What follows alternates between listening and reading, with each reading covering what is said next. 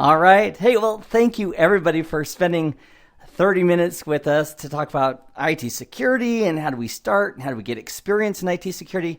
We did a poll a few minutes before the workshop or the seminar started, and I noticed that there's a lot of people from lots of different backgrounds. We have lots of people that have, for example, less than 1 year experience. We have a lot of people that have a couple years experience, and we have a lot of people who have multiple years of experience, which is fantastic. So I've already done that poll. I guess I could do it again, but I'm going to go ahead and take that information, and I'm going to wrap or customize, if you will, this webinar, this short time that we have together around what I think will fit and make sense to most people in the audience.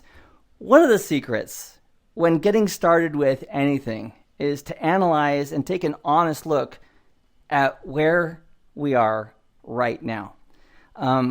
For example, back in the 80s, when I was a cashier at a hardware store, I noticed that there's this guy who came to fix the registers, the machines, what do you call them, cash registers, and it was awesome. He had a silver briefcase. He had his own car. It looked like it was great. Didn't have rust on it and stuff. And I thought, I'm not sure what he does, but I want to learn more about it. And so I chatted with him, and he talked about things, and I didn't understand most of it.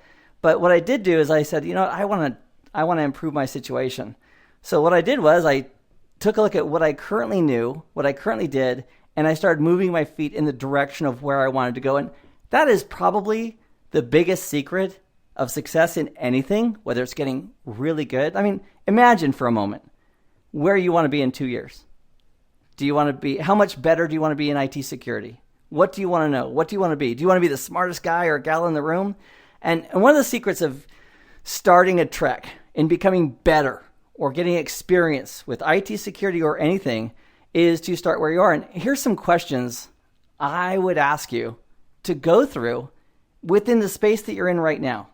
Now, many of us, you may be just starting in IT, you may be in IT for many years, maybe you just want to get better at security. And the way you can start with security is just start thinking about, for example, where do you, and you might be saying, Keith, what do you mean me? I mean you. Where do you store your passwords? Think about that for a moment. And as you think about that, the other day, I won't tell you his name, but somebody very near and dear to me, I asked him about a password, and he pulled out his wallet, and behind his driver's license, he had a password list. And all the characters were there. He didn't obfuscate any of them or put X's or anything else. It was like the full passwords for several different logons. And I thought, wow, that is not the most secure option that a person could use. And you could take that same approach for right now. Where do you store your passwords? Are they encrypted? Do you somehow obfuscate them or make them hard to see? Or do you try to memorize them all? Or do you have them, nobody does that by the way, are they the same passwords on multiple systems? There's a great chance that at least in some instance, there's a weakness or a vulnerability regarding passwords. So you might ask, well, Keith, how does the manner that I manage my passwords, how does that affect a corporation? Or how does that affect a company I'm doing consulting for? And I'll tell you why it matters. The weakest link in any organization is human error. The ability to crack a human, the ability to have somebody divulge information that they shouldn't have. And there's a term for that. It's called social engineering. And hackers and attackers and thieves are usually going to go for the weakest link. And in organizations, that's social engineering. So these are questions that we could start with ourselves, right? And then we can say, okay, how do we apply that?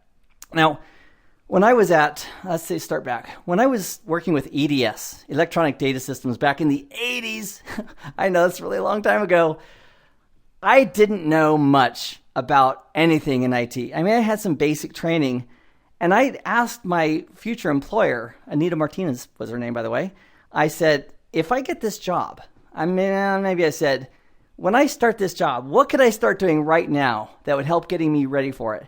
And she gave me an HP LaserJet manual. Back in the 80s, those were fairly new.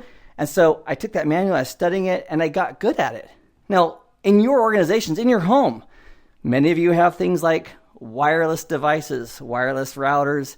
You've got the Internet of Things. You've got maybe a Hue system to control your lights. Maybe you've got an Amazon Echo.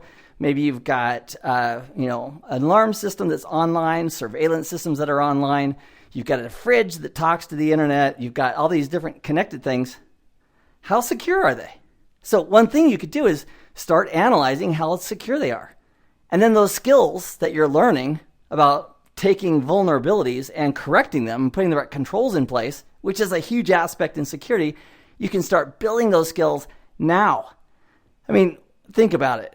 If we were going to a coach and we were going to ask the coach, hey, can you help get me in shape? Train me.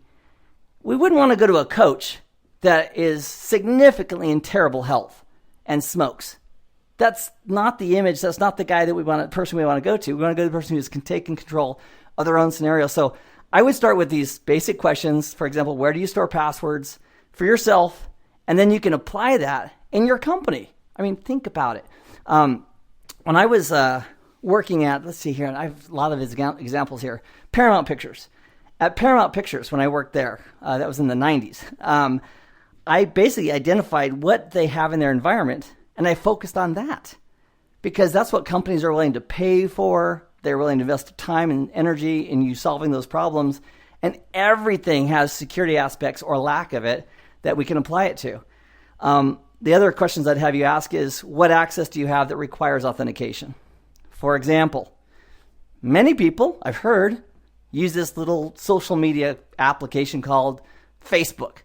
And Facebook supports some features like OAuth, where you can basically use your Facebook credentials and authentication to authenticate in other places. And so how is that a vulnerability? Well, if somebody cracks your Facebook login and authentication credentials, and they could possibly use that as they authenticate in other places as well. If somebody does get compromised, or if you get compromised, keep it personal. And we're starting with security. If you get compromised on your passwords, what is the risk? Companies, managers all day long and senior officials, they want to know what is the risk. They want to do business impact analysis. They want to find out what the vulnerabilities are. And then they want to put the countermeasures in place, the controls. And those controls could be to minimize the risk, the damage that could be done by a vulnerability being exploited by an attacker would be they want to go ahead and use administrative controls. They might want to use physical controls. They might want to use technical controls. And if you're thinking, well, what do you mean? Like, I'm talking about IT security. What do we care about, physical controls? Well, holistic approaches to security is the great way of doing it. We want to look for, if we have a door that's not locked to the data center, obviously that would never happen, right? Hopefully it would never happen. We'd have locks and logs to track who's coming in and out. That would be an example of physical security. If we have a system, network system with servers, we'd want to make sure we had administrative controls. Here's an example of an administrative control. If we have a purchase order system, we'd want to make sure that one individual has the rights, for example, to request something. A different individual has the right to authorize something.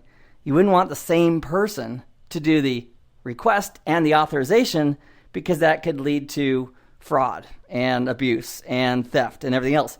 So that's an example of an administrative control by making sure you have different people in different roles, so not just one person without collusion can go ahead and destroy or take advantage of the system. Another example of an administrative control is forced vacations to look for fraud. Take one person out of the mix, cross-train other people to do that job for a period of time, a week or two, allow no contact whatsoever between the person that's off and the person who's currently doing the job, hopefully to expose fraud or to find out processes that maybe are less secure than they should be. And then as far as technical controls, that's what you think about most of the time with IT security. We need, technical controls would be like access control lists, next generation firewalls, application inspection, looking for data loss prevention. For example, if social security numbers are going outside of your network from the private network and they're being sent outside, that's a terrible thing. That's a terrible thing because that information is being released. And getting information out, oh my gosh, there's like 11 billion ways of doing that. People use steganography. They can take images or audio files and they can encode data in those files and then email them to themselves to an outside email address or send it. And those are real things. The other day I was chatting with a friend, and he told me about something I'd never heard before. He said that there's malware that can be installed on a computer that can actually encode information by modifying the fan speed on a computer.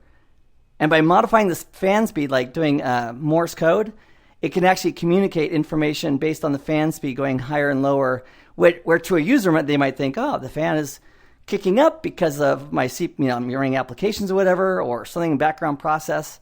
But that could actually be revealing information. Now, don't do this. Next time your laptop fan kicks up, don't think, oh no, am I being hacked? Even though it could be true, there's no need for advanced fear, but there's lots of risks. And we want to have the proper controls in place to make sure that we fix or prevent that. Okay, I've been a long time on this slide. I'm going to move forward. But those are great questions to ask yourself about what you currently personally do. And then you can go ahead and simply take a moment and correct those. Another great way of getting started in IT security and advancing your career is meeting other people who are smarter and better at it than you currently are.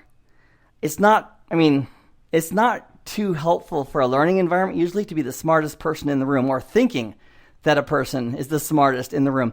I was in Portland, Oregon a few months ago, maybe a month and a half ago, and I met this really amazing gentleman named Jeff, and having dinner with him and his fiance at the time. And I said, what do you do for a living? We have a mutual friend. Anyway, I said, what do you do? He goes, I'm like Batman for the internet. I thought, what? You're like Batman for the internet? And then I started talking to him about what he does and how his certifications, not that certifications are all important, but what he actually does, his knowledge. And he was right. He's like freaking Batman for the internet. And so what I do when I meet somebody like that who has skills that are different than mine or they're focusing on certain areas, I ask them for more information if they have a top secret clearance or something like that. Of course, they may not be able to reveal everything, but I want to learn from them. This example on the screen is a PwnPad. I learned about the PwnPad a while back at DEF CON. Another great way to get into IT security is to go to conferences and meet with people who are all focused on security. DEF CON has been in Vegas for like 25-ish now years, and it gets bigger and bigger and bigger. Last year, I think it was maybe 25,000 people. Started way back when with a lot less.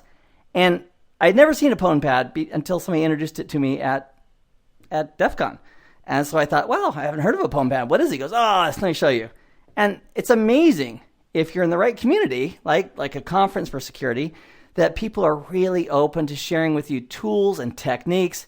And with that PwnPad, he actually connected an Anytooth device. He was doing Bluetooth sniffing and Wi-Fi sniffing and be able to identify what frequencies are in use. And there's a whole cache of Linux-based security tools built into it, ready to go.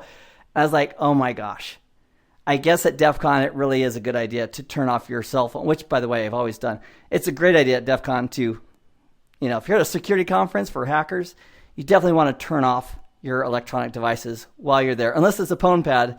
And then, of course, you'd also want to make sure you don't do anything illegal that would get you in trouble. Both those things are important. So as far as getting good or getting experience, start local. Start with what you're asked, your computer. Identify what authentication mechanisms are being used, and then ask yourself, how could a hacker compromise this, and how could I improve it? For example, multi-factor authentication rocks. It's fantastic. So if somebody has, for example, something like Bitcoin or other login authentications that are really important, that might have a huge financial impact for you or for your company, identify what those authentication mechanisms are, and then ask yourself, how would it be compromised? Think like a hacker for a few minutes or longer, and then identify what the appropriate countermeasures would be, and then practice. Now, when you do practicing, when you're getting this IT security experience, you never want to do anything illegal. So anytime you're on somebody else's network without explicit written get-out-of-jail-free cards, also known as permission, you don't want to do anything malicious. So you can build your own lab in a virtualized environment and practice with it. And so, for example, in the Certified Ethical Hacker course, I've got lots and lots of examples of creating your own lab and launching the attacks and practicing, and most of it is in the confines of your own virtualized environment, because we don't want to bring harm to anybody. but we do want to be able to identify vulnerabilities and then go ahead and start addressing them. And again, the first place to start is at home. What do you do with your passwords? What type of authentication systems are you using? And it's very likely as you take that information into a corporate environment, you're going to have the same types of questions. And the biggest vulnerability is users. That's absolutely true. And one of the second biggest vulnerabilities is malware. So malware, we can help with technical controls and users. We also have controls on what they're allowed to do. Can they install software? Can they run apps? And also what rights do they have on their local machine? But one of the biggest things for users is training, demonstrating how dangerous it is for them to do certain activities with a corporate resource, or if they're connected via VPN or they're connected with their PDA, because that's the biggest opportunity for an attacker to compromise a system. All right, so as far as taking time to make the most important things, make them happen first, I've got certifications over the years, and most of them have been very, very useful as a catalyst in me learning new information. So like back in 2001, I got a CCIE, and then 2003, I got another CCIE, and then I've got Palo Alto certifications, and I'm an HP Mace and Checkpoint and Palo Alto and other vendors, Juniper included. So one of the challenges with people who want to learn anything new is they don't invest the right time, right? It's tough. I realize it's tough to get our priorities set and then focus our time on our priorities. This is a list that I use weekly, and it's really easy. It's got like 1, 2, 3, 4, 5, 6 columns, and on the left it has an achievement, something I need to do or want to do. And then I've got short-term urgency, and I rank it 1 to 3, 1 being low, 3 being high, and then I rank it the high long-term importance. So the short-term urgency would be like this: rent. Rent is due tomorrow. That would be a really high short-term urgency. And then long-term importance, let's say it's getting familiar with Linux. I really need to understand Linux because that's a critical tool in the world of pen testing and security services and so forth. I really want to learn that. So learning Linux step by step, getting better and better at it, is a very high long-term important goal for anybody who wants to really get down in the weeds with pen testing and security assessments and getting really good with hacking tools. Because working with security, it's not only important to understand the vulnerabilities and that they exist, it's also important to understand how they can be implemented. Why, Keith? Why do we care about knowing how an attack can be implemented or a compromise can be implemented? Because knowing how it's implemented and how the technology works gives you and I the ability to put the correct countermeasure or precaution in place. For example, having complex passwords, upper and lowercase, alphanumerics, at least 8 characters or more, multi-factor authentication with a Google Authenticator, or using a text message or an email as a secondary method to confirm it's really you before you're allowed to log in, or a token generator like an RSA token key or something like that. So being aware is important. So then what I do is I take the third column, the total, and you can either multiply or add. It doesn't matter. Just do the same method, the short-term urgency and the long-term importance, and then you're going to have results in the total column. And then you just take the numbers that are the highest and circle those. Those are your A priorities. And then the ones that are next lower in number, as far as the total, those are Bs. And you don't need to worry about the Cs because you should only be working on your A and B priorities. And then tomorrow when you rewrite this page, maybe you'll have higher priorities because of urgency and so forth. And that way you're focusing your time on what matters. I remember it was like maybe 2 years ago. I worked at Paramount Pictures back in the 90s. And that was a long, long time ago in a galaxy far away. And that was when they got purchased by Viacom, and great times, a lot of fun. And I got a call about 2 years ago. Somebody contacted me, and it was a gentleman who worked at Paramount with me. And he goes, "Hey, I'm working on getting my associate certification with Cisco." It's like 20 years later. And I thought to myself, what exactly have you been doing for 20 years? So make sure you work on the things that are highest priority for you, what would be beneficial, and do those. I wanted to share with you a little bit of insight here. I play a mental game. I'm a certified hypnotist, and I play a mental game with myself, and I wanted to share with you just for a moment what I do, and maybe there's a few of you who can use it as well. I identified in my life those things that create value for me, long term, like short term and long term. And here's a list. I've got various things, but if you notice, I've got studying IT related information. I study every day, IT. I also I spend time with my kids. I try to almost every day in meaningful ways. So what I do is I take this list, and I'll tell you straight up, I on paper every night, some of these are a flat rate and some are by the hour, but I pay myself $1,600 for each of these tasks, or if it's hourly, $1,600 an hour. It's not real money, just pretend money. And at the end of the day, I total it up. And so currently I'm at $138,000. And it's not real money. It's not like I have cash that I'm dishing out to myself. It's just on paper. And my goal is to get to $1.6 million. And I did some, thinking about what numbers and so forth. When I reach $1.6 million it's called a mental bank, I have a huge reward in store for me. So every day, I have this literal piece of paper on my wall in multiple places with taped up on the wall. And I look at it. And then at the end of the day, I go back and say, okay, did I create an IT video training today?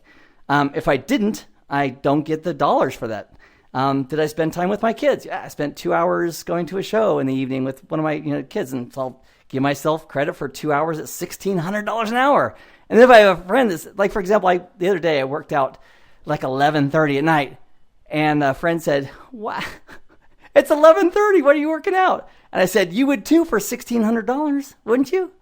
It's a game. It's a game I play. And the focus is where it helps a person move in the right direction. So if IT security is what you want to do, you could make a mental bank list of what you want to do. For example, spend some time studying Linux, or spend an hour viewing this content, or spend an hour working on my hacking lab environment in a safe space where I'm not going to harm other networks and so forth. And then at the end of every day, remind yourself, because subconsciously, oh my gosh, I am so motivated by this list that I'm just like, ooh, $1,600. Even though it's pretend money, I'm working towards a bigger goal. And once I reach that goal, there's a huge reward waiting for me. So as far as what that reward is, I will keep that to myself, but it's going to be worth it. It's going to be huge. It's going to be amazing. The best reward. All right, moving on. Part of becoming really good in IT security is understanding how stuff works. I mean, look at this image. We have Bob over here on the left. Looks like he's on a computer. He's going through a cloud, through a router, through a big IP appliance, which is from F5. They make an amazing application system that they don't like calling it a load balancer, but it's like a load balancer on steroids that load balances the load across several systems. It's called an application delivery controller. So as far as what are the vulnerabilities, how would we secure it, there would need to be some knowledge about how this system works if we have any real chance of securing it. So there is some training or self-paced education or books or labbing that is required. Here's another example. We have Bob and Lois. They're connected to a switch, a layer 2 switch. And we got the attacker who's connected. He could be connected either through wireless that wasn't protected well, or he could be connected through physical security lack of physical security controls. For example, if we see an RJ45 jack in the wall, and we plug in a computer and we get an IP address, and we're on the network, that's a mistake in a corporate environment. There shouldn't be just RJ45 ports that just anybody can connect to. We'd want to use proper controls like disabling those ports that aren't used, or using 802.1x controls to verify who that user is before we give them give them full access to the network. But attacks like DHCP snooping or DHCP spoofing, that attack back in the let's see here, when was that? Probably the 90s, when wireless Wi-Fi 802.11 standards were first becoming more popular. I went to a conference from a fairly major vendor at the time. It very well could have been Novell, I think it was. And they were renting PCI cards that were wireless. It was like the rage, like, whoa, that's so cool. Not laptops of those days didn't have wireless adapters built in. Wireless was new. And I thought to myself, how easy would this be for me on my Windows NT box at the time, my laptop, to enable DHCP services, identify the scopes involved, and become my own DHCP server, hand out IP addresses, and then hand out DNS as my server with forwarding to the real internet. I could even set the default gateway. And of course, I didn't do any of this. Of course, not. But it would be very easy with an unprotected network to go ahead and actually have that kind of traffic that's not otherwise preventing that. And that could happen on a physical network or possibly a wireless network based on how they have it set up. So understanding the technical controls and the techniques, like how does Active Directory work? How does Linux, implement security? What are the correct methods that are used? How does layer 2 switching work? How does routing work? It's important to have that information, because otherwise you can't just walk. It's very difficult for a person to walk in and take a holistic approach from servers all the way down to physical infrastructure for routing and switching unless they have some basic knowledge of that. So I have some ideas for you, some recommendations as far as if you want to pursue the entry-level foundation information regarding security. Here are some recommendations I have for you. One of them is Security Plus from CompTIA. One of the reasons I love CompTIA, buy a book, watch a self-paced video, go to a class, whatever you want to do. One of the things I love about CompTIA is that it's vendor neutral. So it's not like going to vendor XYZ and saying, what do you think about security? Because it's very likely a vendor is going to be focusing on their product, which is fine if you want to learn their product. But CompTIA Security Plus is a fantastic starting point for somebody who says, okay, I want to kind of take a holistic approach, layer 2 security, layer 3 security, application layer security, mobile security, and so forth. Another one is from Cisco. That's item 2 here. It's the Cisco CCNA Security. That is more vendor specific, but if you are in a vendor environment where Cisco is the stuff that's being used primarily, that is a very good match to find out what we should do or what we could do to improve the security posture in that environment. Palo Alto, I'll say it. One of my favorite firewalls on the planet. Cisco is catching up, or they're buying products and they're trying to catch up. Maybe they will, maybe they won't, but good for them for making strides. But Palo Alto is the shizzle. They're fantastic. I love Palo Alto. I've loved them for years, and they keep having great products, and I'm a fan. Another product that I like that I don't know, darn it, what's going on as far as marketing, but Checkpoint, their current offering with Gaia is another fantastic offering. So we have vendor-specific security solutions for firewalls and VPNs and so forth from vendors. Again, these are all now specific to individual vendors, the Palo Alto, the Checkpoint, and the Cisco. Item 5 here on the list is Ethical Hacker from EC Council. If you want to get scared, not a bad idea from time to time. Have a little fear about, oh my gosh, the hackers are out to get me. Every time I do an in-depth ethical hacker course or something like that, I'm paranoid for several months. But every time I do something like that, my security posture goes up because I'm thinking, whoa, this is a vulnerability. This is a risk. So by just watching a video or participating in a course like that, it's going to introduce ideas. And you think, oh, that is a vulnerability. I wonder how many people have that. And these are ideas that you can then apply locally. That's the concept. Apply them locally to your own environment as far as securing those holes that otherwise you could drive a truck through. And then as you improve those, that is building your security skills. And then if you have an interview where they're asking about, okay, what experience do you have with security? You can tell them any professional experience you have with security. And then you can also talk about really important security concepts. Things like in the strategy phase, in deploying a system, whether it's a network or servers and everything else in between, we want to make sure we integrate the security components as concepts and in the design and bake it in, as opposed to just maybe having a solution then sprinkling the security on top, like, oh, by the way, we should maybe this. So ideas like that, taking a holistic approach, goes a long way with the vendor. Because as an employer, I'm looking for people who have a basic idea of the pieces and parts and how the security works. And then I'm expecting that person that gets hired to have the ability to learn and get really good in the environment they're in. So if you're in a Juniper environment or a Linux environment or a Windows environment or a Cisco environment, your skill sets are going to be specific or change a little bit based on the vendor's implementation, but the overall concept of identifying the vulnerabilities and the weaknesses and then putting in the correct controls and countermeasures, that doesn't change. And then there's some others as well. There's CISSP if you've got 5 or more years experience, CISSP is a great way to help confirm that knowledge and get that on your resume so that people know that you have a basic level of experience. And then Linux training is fantastic, which everybody should have who's in security, network training, and Microsoft, because Microsoft is the biggest network operating system on the planet currently. If you have fears about getting things done, which people often do, there's 3 basic ways of dealing with that. Number 1, just think about the pain if you do nothing. This applies to security too.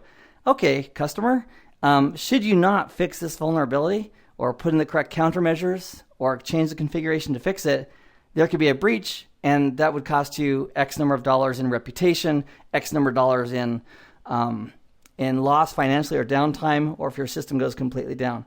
Option 2, think about the benefit of making the change. And this goes for you personally in securing your own environment and your own study and your own learning, as well as the customer. I mean, think about the CEO who can sleep better at night, or the chief technology officer or the chief information officer, how they can sleep better at night knowing they have the proper controls in place, even if it costs $1 million to do it. They can sleep a lot better because they know they've identified the vulnerabilities and they put the correct controls in place, administrative, physical, and technical controls. And the third option is, regarding security, is just do it. Identify what needs to be done, prioritize it, make business cases for it, and do it. So if you're just learning security, getting into it, if you're the best candidate at your company to help identify security issues or help identify where you could improve it, go for it. One thing you don't want to do, though, is you don't want to say like, oh yeah, the security sucks and oh, you're doing a terrible job. I mean, whoever would bash the previous people who put all the network together, that's not helpful. What is helpful is identifying potential areas for vulnerability, identifying what potential controls and things that could be done, and then helping in the solution to implement those controls with the proper authentication. Also, accountability is great for everything. If you measure and monitor things, you can see if there's improvement or not.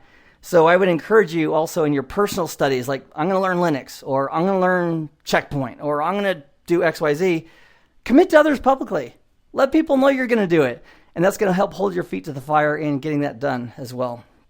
I've done this. In fact, I did this today, and I appreciate you doing it. When I showed you my mental bank and my value tasks, I effectively committed to everybody who's going to hear this that those are important to me, and that helps a little bit more of incentive for me to make sure I carry through with those. So as you commit to others, it's going to help you as well. And if you want to commit to me, here are some contacts on Facebook. I have a Facebook page or Twitter. You can just commit like, hey, I commit to spending 10 minutes a day getting better at XYZ, or I commit to going and becoming a certified ethical hacker, going through that material and getting certified, or I commit to, if you put it up there publicly, every time I see that, and there's literally dozens and dozens every week of people who make those commitments for various things, I just get a huge smile on my face, and you can just imagine me putting my thumb in the air and saying, way to freaking go. I totally respect your commitment, and I wish you the best of success in your journey. And taking small steps is the secret to having big results. Consistent small steps in the direction, making sure that you're meeting with people and you're going to conferences and you're talking to people that are smarter or better than you in different areas so you can learn from them. You can share with them your experience as well. And then making sure that every week that you study, every week that you improve, you just enjoy the process and reward yourself as you go, knowing I'm on the track to getting really good at what I want to do. Because the job that you're currently in or the job that you want always begins with where you are right now. And by just taking the small steps of improving your own security first, and then using those concepts and applying those to the situations you're in and the job opportunities that come up, you just continue to keep growing, and eventually you'll reach your goals, and at which time you need to set new goals to go even further than that. All right. Well, awesome, everybody. Again, thank you on behalf of CBT Nuggets and myself and Jack. Thank you for spending a few minutes with us today, and we wish you the best of success in not only your IT security goals, but in anything that you really feel passionate about and want to achieve. Thanks, everybody.